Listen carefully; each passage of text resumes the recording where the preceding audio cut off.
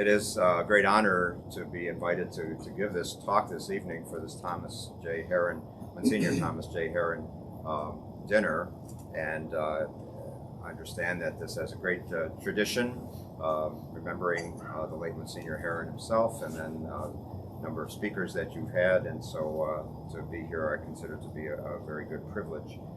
As Tim mentioned, I would like to talk to you about my topic tonight, which is based on an essay called Social Shutdowns as an Extraordinary Means of Saving Human Lives. There was a little summary of it in the National Catholic Register, but basically the essay was published in the National Catholic Bioethics Center newsletter that comes out monthly. It's the Ethics and Medics that came out in their September issue.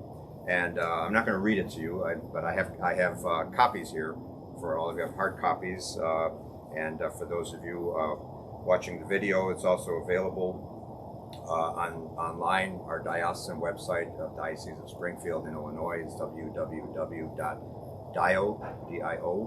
short for diocese, or if you're Italian, Dio for God, dio.org. And there's a link there. Also, you could also go to the website for the National Catholic Bioethics Center, which is ncbcenter.org, under the Resources tab. And so, as I said, I'm not going to read this to you, but I want to talk about it. And also, there's a more extended version of this. This is like a 4-page foldout here of about 4,000 words. And as I was writing this, I just kept adding, and I just added some more this past week. So the National Catholic Bioethics Center is actually going to publish this in their quarterly with about 7,000 word essay that will incorporate some of the things like last week's Supreme Court decision, in fact. So what I want to do here is talk about it a little bit more about the background, and also I think rather than this is not, I'm not going to read this, it's not going to be a monologue either, but I think I have found, as I have talked about this topic in the past, it's kind of thought-provoking, and so it may provoke some reactions in you. So I will open this up also to questions or discussions or comments, because I'm very interested in this. I've not heard or seen a whole lot of people kind of raising this issue or discussing it in these terms. So I'm trying to add something to the conversation here about, I think, what a lot of us have been feeling perhaps instinctively about the whole situation of the shutdowns since last spring, but maybe have not been exactly able to articulate that. And so starting then from, when we first faced this situation, and for me it was, I think for most of us, it was about mid-March, and what was very striking was how quickly things changed.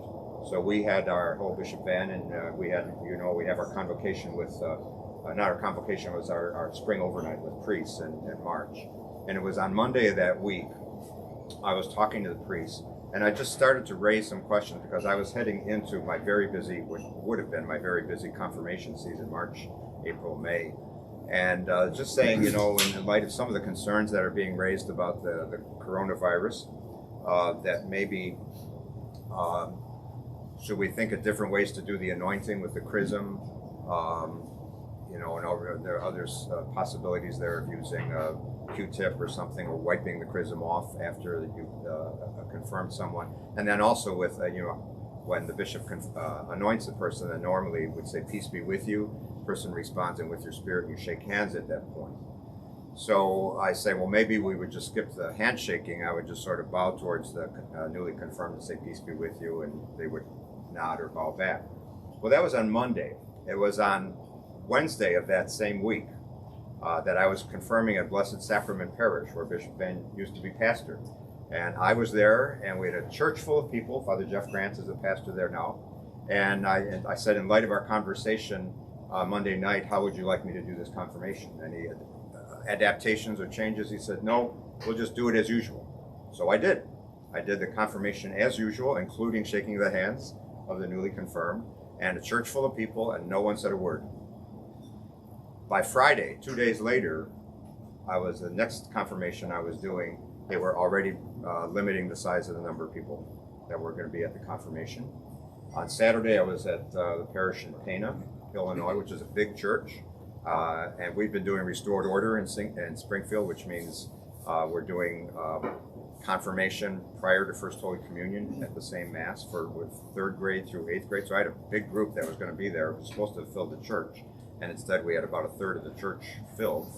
And so that's Saturday of the same week. And then Monday I was supposed to be at St. Boniface Parish in Edwardsville, another one of our big parishes. And they were already talking about canceling. This is a week later. They're talking about canceling. And so that just raised all kinds of red flags for me and said, if I'm not going to have to try to negotiate every confirmation I do. Is it on? Is it off? How many people can be there? So I just canceled all of it at that point. Within a week, we had gone from pretty much normal to they're all canceled. And that's the way it's been. So I had all these confirmations canceled. Now, the other thing you might remember back in March was, I think many of us were thinking this was going to be about 2 weeks.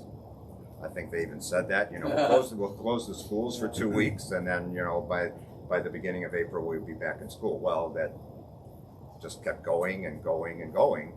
And so with my confirmations, for example, I thought, as time kept going on, I thought, well, I'm not going to be able to reschedule these. I just had so many of them that all got canceled. So I wound up, well, first of all, we couldn't have any because our masses were restricted. We were not allowed to have people at Mass at all. Now, our churches were still open for people to pray privately during the day, like at the cathedral. What we would do, we would have a 7 a.m. Mass with nobody in the church except the priest and maybe a minister with them serving. And at 7 a.m., and then we'd open the church at 8 a.m., and people could come and pray privately. And we'd have confessions also at the end of the day. But we were never overwhelmed with big numbers of people. Our church, our cathedral seats 800 people, so we had plenty of people, plenty of room, but for a handful of people. So we did that for 2 months, live streaming the masses. And then finally, in June, we were able to open up at 25% capacity. So what I did then is I delegated the pastors to do confirmations so they could, at least try to catch up on that backlog of all those that had been canceled in the spring. And that continues now to this day. So the pastors are still doing the confirmations and First Holy Communions. And I have made available to them the option of, if they want the bishop to confirm them, I'm still willing to do that. But I can't get around to all these parishes because, remember, there's also limited numbers. So, a big parish might require, one pastor, Quincy told me, he said, been doing them like every night for a week. Well, I can't do that, in all of our parishes. So that's why the pastors are doing them. But I said, if somebody wants to be confirmed by the bishop, they can come to the cathedral and I will do it there. So I've done a few that way. So looking back at all that, in the midst of that experience, what kept coming to me is this word extraordinary. This is really extraordinary, not only in terms of the church, how this was affecting us, but we were told in Illinois, as I think many states, stay home, don't go out, lockdowns of businesses, people are not able to go to work, restaurants closing, and just again, that word kept coming back to me, extraordinary. This is extraordinary. And as I thought about that word extraordinary, it recalled to me some of my studies in medical ethics. I did my Master of Divinity and my licentiate in Sacred Theology and Medical Ethics. And I remember this distinction between ordinary and extraordinary means to save human life. And that was articulated by Pope Pius XII in an address that he gave to Catholic physicians and anesthesiologists in 1957. And this is what he said. I want to read this quote. It's one paragraph. Normally one is held to use only ordinary means, according to the circumstances of persons, places, times, and culture. That is to say, means that do not involve any grave burden for oneself or another. A stricter obligation would be too burdensome for most men and would render the attainment of the higher, more important good too difficult. Life, health, all temporal activities are in fact subordinated to spiritual ends. On the other hand, one is not forbidden to take more than the strictly necessary steps to preserve life and health, as long as he does not fail in some more serious duty. So there's a couple of very important points in that brief paragraph by Pope Pius XII. One is to point to this, how do you distinguish between something that's ordinary and extraordinary? And he uses this language of sort of measuring the burdens and the benefits and weighing them off against each other. But he also makes a very important point when he talks about the attainment of higher, more important goods, life, health. All of these are our earthly life is subordinated to spiritual ends. And so that principle of ordinary and extraordinary has been very much in use for cases of individual medical treatment, particularly with end-of-life issues. And I think that's where many of us can relate to that. You may have had a relative, a parent, a grandparent, someone who's dying. I had this with both of my parents. My father died in 1997. My mother died last year in March. Both of them, we were in the hospital. We knew they were dying, so they were active dying, as it's called. And in those situations, you have very difficult conversations with doctors about what do you have to provide in terms of nutrition and hydration, and weighing the burdens and the benefits. And if somebody is at the active stage of dying, you don't force feed them to prolong their suffering. You let them die naturally. And in my essay, I even mentioned the example of Pope John Paul II, as pro-life a bishop as you're going to get. And when he was dying, they didn't rush him off to the hospital and hook him up to all kinds of tubes and intravenous feeding. He died naturally at home. And so we have this sense, I think, of ordinary, extraordinary burdens and benefits when it comes to individual medical treatment. And so as I was thinking about that, I thought, well, if it applies individually, why not to society? Doesn't that standard or that criterion of ordinary versus extraordinary apply to what we're doing in society as well? And the more I thought about that, I would say, yes, I think it does apply. And so let me read this is a key paragraph in my essay here.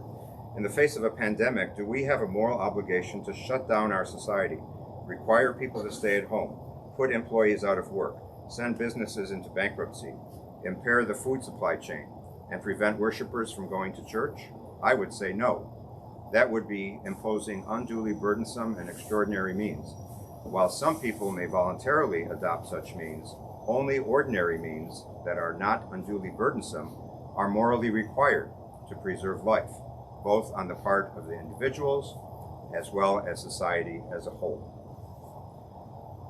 Now, that's the application I would make to our situation with this pandemic.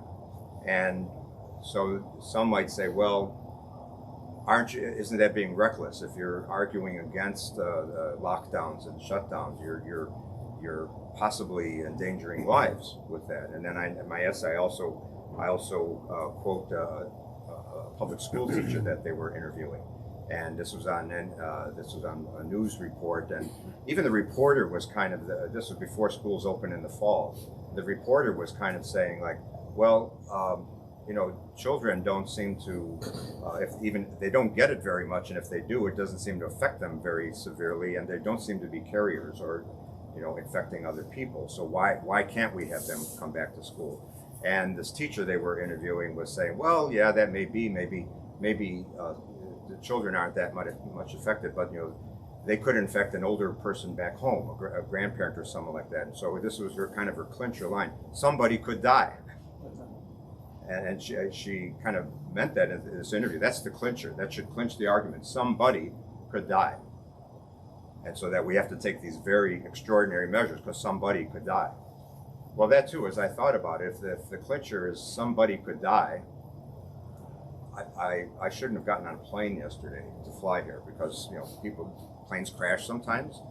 So if I getting on that plane, there's a possibility I could have died coming here. So to be safe, I shouldn't have gotten on that plane.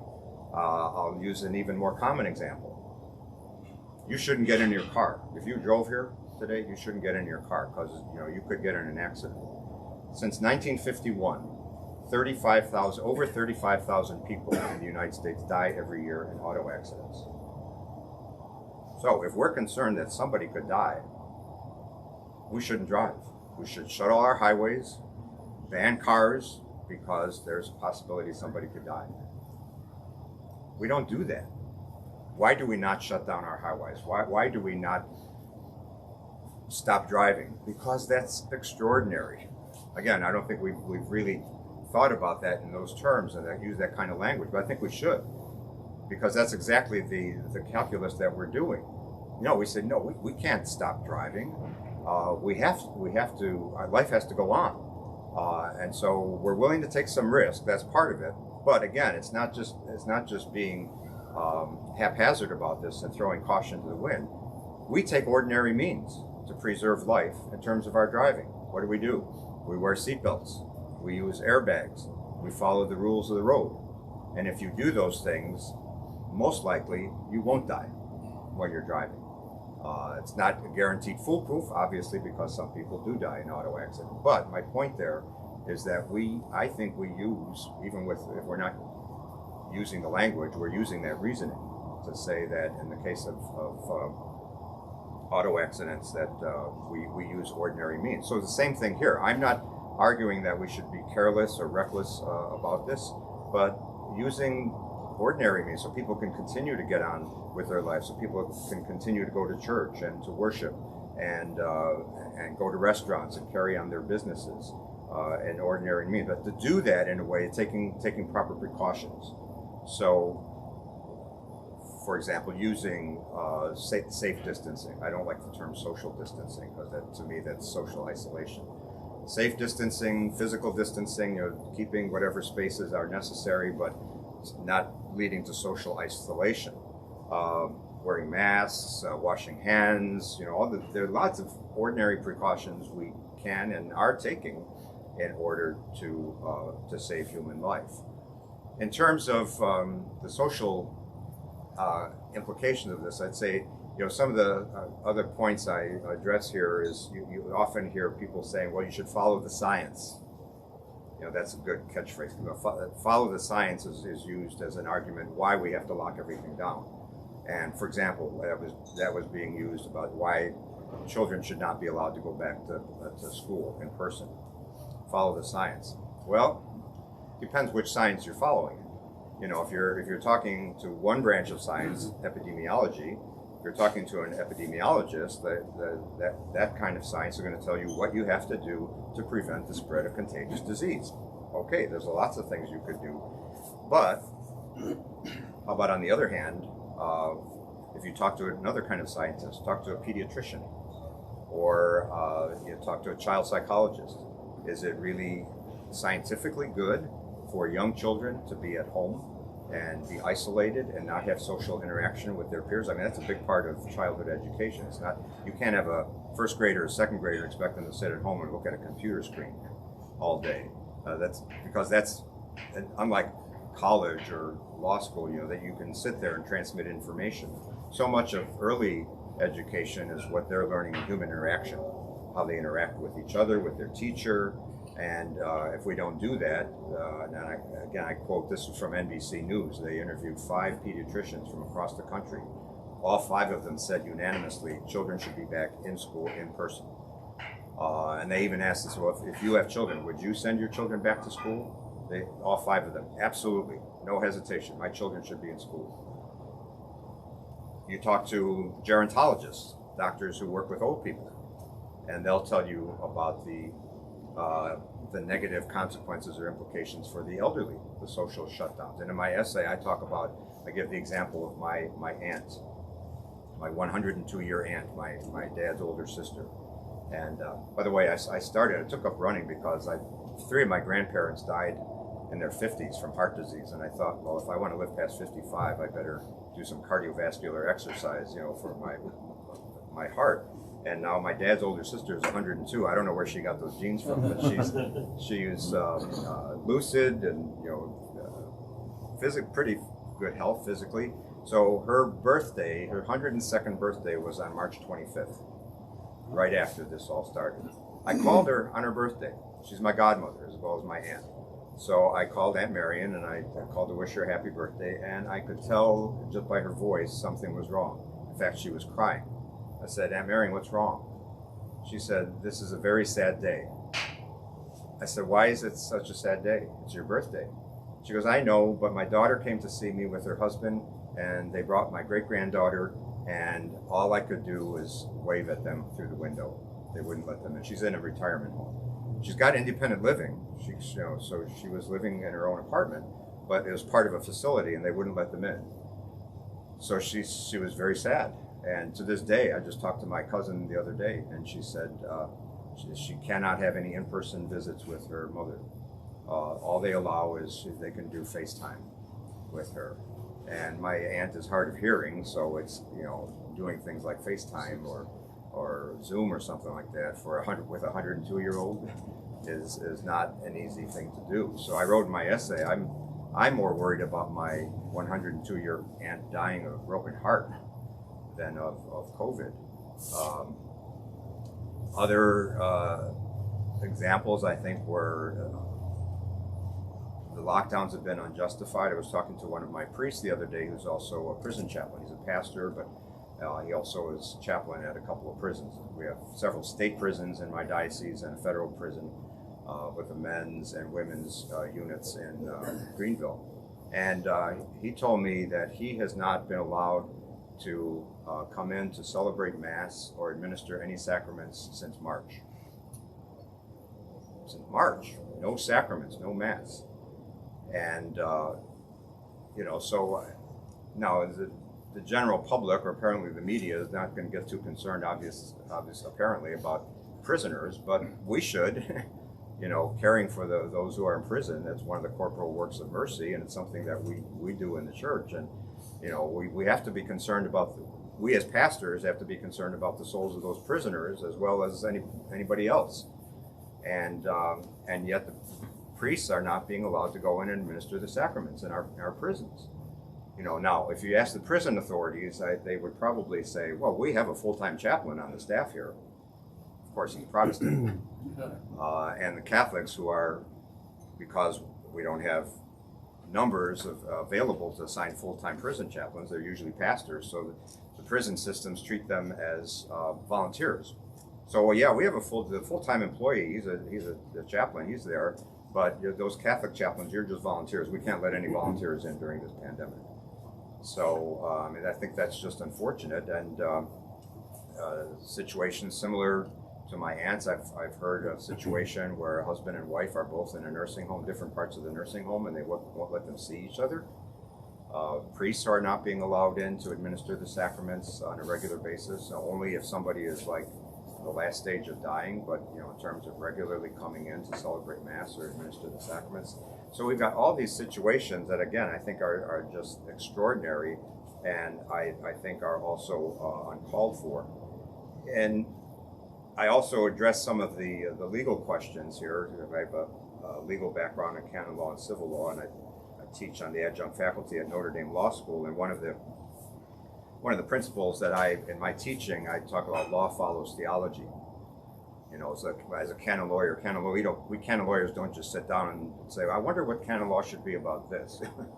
It's like, should we have 8 sacraments or 9 sacraments? Or, canon lawyers don't do that. It's based on the theology.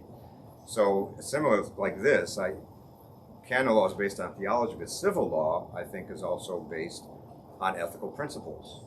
And so what our courts do should be, I think, reflecting this reality also of what is morally required. So, government authorities who are imposing the lockdowns seem to feel they have to do this, that they have a moral obligation to do this. And that's what I'm trying to add to this conversation, is saying, well, no, you do have a moral obligation to care for the common good. And again, there are ordinary steps that you could do to take care of that, to address that.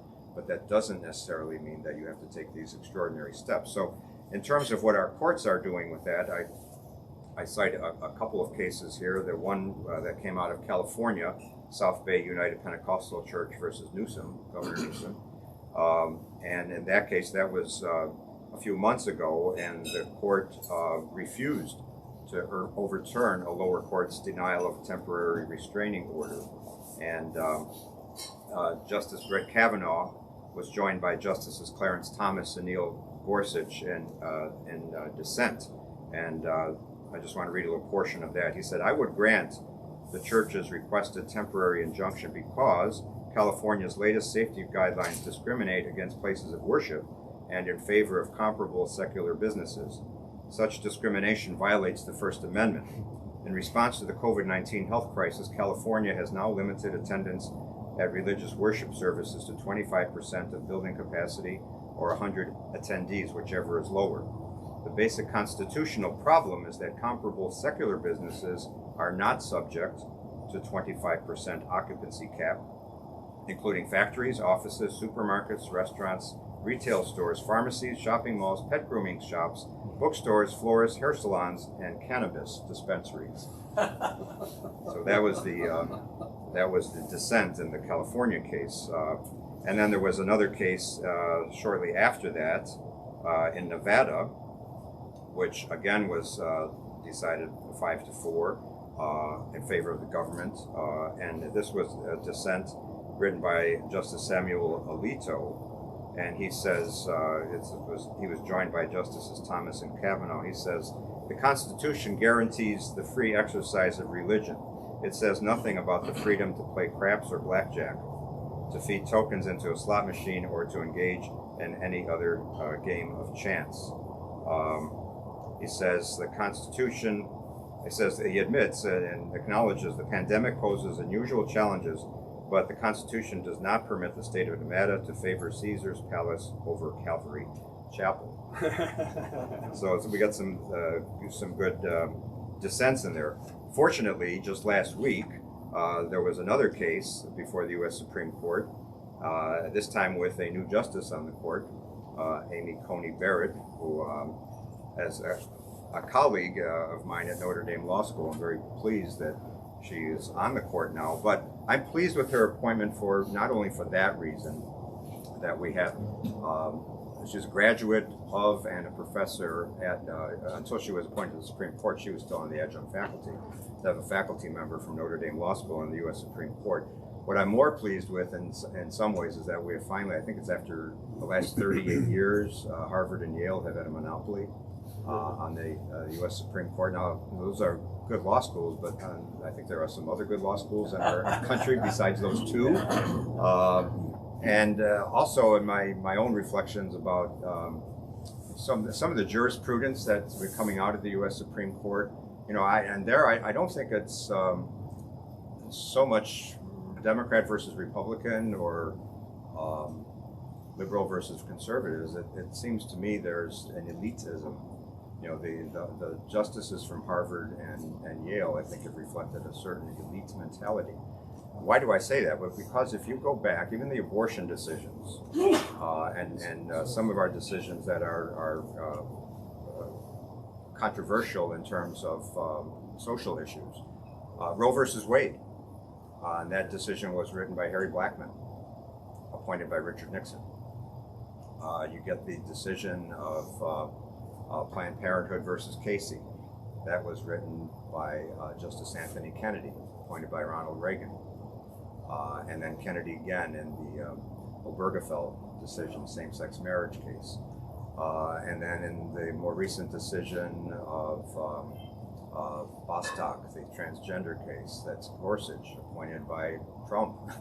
So it seems to me that appointing somebody, a Republican, supposedly Republican president, appointing a justice does not necessarily guarantee that they're going to follow what we would consider more traditional social norms. And again, I would ascribe that to perhaps the elitism of the Ivy League law schools. At any rate, a little bit of a tangent there. But so we have this decision that just came out last week. It's the Roman Catholic Diocese of Brooklyn versus Andrew Cuomo. And what's interesting about this case is that I actually joined two cases together. The Diocese of Brooklyn is the named plaintiff here, but actually there was a Jewish group, Orthodox Jews, that had a similar lawsuit with the same issue, so they were combined. What was interesting about that also is that Notre Dame Law School has a Religious Freedom Institute and they wrote an amicus brief, a friend of the court brief, on behalf of a Muslim group who was supporting the Orthodox Jews. Wow. So this is not just a Catholic issue. Muslims, Jews, Christians of all stripes are very concerned about this. And so here you, apparently thanks to, she didn't write an opinion or join any of the opinions, but obviously the vote of Justice Amy Coney Barrett flipped the 5-4 in the other direction. And so Justice Gorsuch wrote a concurring opinion. When this was, by the way, this is a decision not on the merits, it's on an injunction. They're seeking injunctive relief. So the decision of the court, there is an opinion, but it's unsigned. It's just per curiam. But the concurring justices and the dissenting justices are named, so you know who they are. So Gorsuch has a very good concurring opinion here, in which he says government is not free to disregard the First Amendment in times of crisis.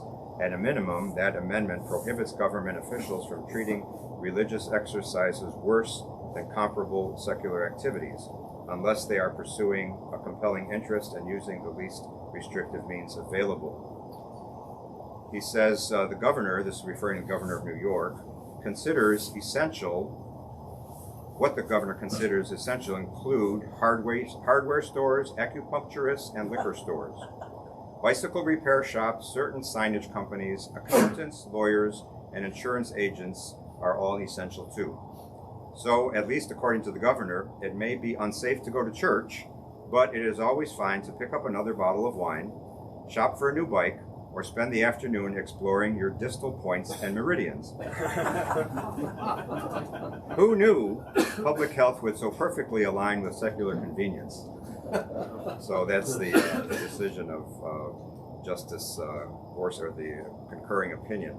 So this is all very timely, and we'll bring this to California now. So some of you may have seen the prayer service conducted by Archbishop Salvatore Cordileone in San Francisco in Golden Gate Park. We had that there were after the toppling of the St. Junipero Serra statue. But this article was Catholic News Agency just last week, November 28th. It says, as surging COVID-19 cases lead to new restrictions in the San Francisco area, Archbishop Salvatore Cordileone said the treatment of churches is discriminatory and violates the right to worship. They quote him, "Worship is both a natural and a constitutional right. My people want to receive the body and blood of Christ. They need it and have every right to be free to do so." And then he says, it's noted that the health order currently in place here, apparently in California, treats religious worship as non-essential activity, while allowing nail salons, massage parlors, and tattoo parlors to remain open. And then Archbishop Cordileone says, this is precisely the kind of blatant discrimination to which the Supreme Court gave injunctive relief in New York, referencing that decision that I just talked about with Brooklyn versus Cuomo. So I think it's important here also, not just in our own country. I also saw a report that just last week, on this November 30th, in France. The French Council of State has ruled that a proposed 30-person limit on masses and other forms of public worship is disproportionate, and a government must modify it by December 2nd, today. So the country's Catholic bishops welcomed the decision on November 29th, saying in a statement that reason has been recognized. So I'm happy to see courts kind of moving in this direction now, because I think this is an example perhaps of law finally catching up with theology. You know, I think that again, looking back to the spring, I think our diocese, as all dioceses did, even the Holy See, basically shut down for a couple of months. But we did that voluntarily because, you know, out of concern for the common good, and we didn't know how pervasive this was going to be. So it's like, well, let's shut things down just to play it safe. And this time around, I think our religious leaders are saying, well, you know, we'll take precautions, and we are. In Illinois, in our diocese, we have 25% capacity, and people are coming to Mass, and our schools are back in session. They have been since the end of August. And it's, you know, we've got isolated cases that pop up here and there, but for the most part, it's going pretty smoothly. And we haven't had any situations of big outbreaks or anything like that. So I think that showing that we can act responsibly in this. And so I think it's important for us to make those views known. And to push back on. So I'm very happy that Bishop DiMarzio in Brooklyn filed this lawsuit and took it all the way to the U.S. Supreme Court. That's a great favor to the rest of us now to have this. So that's important. One last note I'd like to make here, and then I'll open it up if you have comments or questions. In the extended essay that I did for the National Catholic Bioethics Quarterly, I addressed an additional question. And the question is this: is this all some kind of a punishment from God? I think that's worth thinking about as well. I start the essay actually talking about the fear factor that, quoting Jeremiah, terror on every side. We live in a condition or state right now with a lot of fear. And then I also quote in my essay from Scripture. Many times throughout Scripture, you get that phrase, "Be not afraid." It's a repeated phrase, but Jesus, in Matthew chapter 10, verses 28 to 33, is very specific. He says, "Do not be afraid of those who kill the body but cannot kill the soul. Rather, be afraid of the one who can destroy both soul and body in Gehenna." And so I think that's an important point, that people are concerned about their physical health, but we also have to be concerned about our moral health. And so that leads to this question about, does God punish? Well, we do know in the Old Testament, certainly there are many examples of God punishing, starting with Adam and Eve, Noah and the ark, lots of examples there. And even in the New Testament, Jesus' sermon in Matthew 25, separating the sheep and the goats, that there's clear references to punishment. As I thought about that and prayed about that, my focus is not so much on punishment. I don't know that God is punishing us. What I like to use is the word chastisement. Is this a chastisement? Now, that could have a similar connotation to castigate someone. The word castigate comes from that. To castigate someone is also to sort of punish them. But if you look at the root of that word, chastitas, where chastity comes from, to castigate someone, to chastise someone, it all goes back to purifying someone. So does God send us suffering to chastise us, in the sense of to purify us? Well, I think there's a good chance that that's what's happening in our society. That this whole situation that we are dealing with could very well be some kind of a chastisement from our Lord.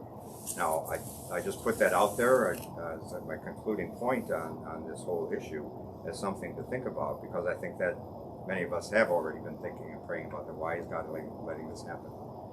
We're praying. We've been praying and offering, novenas and prayers and all that. Lord, be merciful. Stop this pandemic. Why doesn't God stop it? Well, He's got His reasons, and maybe those reasons have something to do with chastisement. So, at any rate, those are my thoughts and what went into this essay and kind of what's behind it, and tried to summarize it here for you a little bit. I hope that's helpful for you.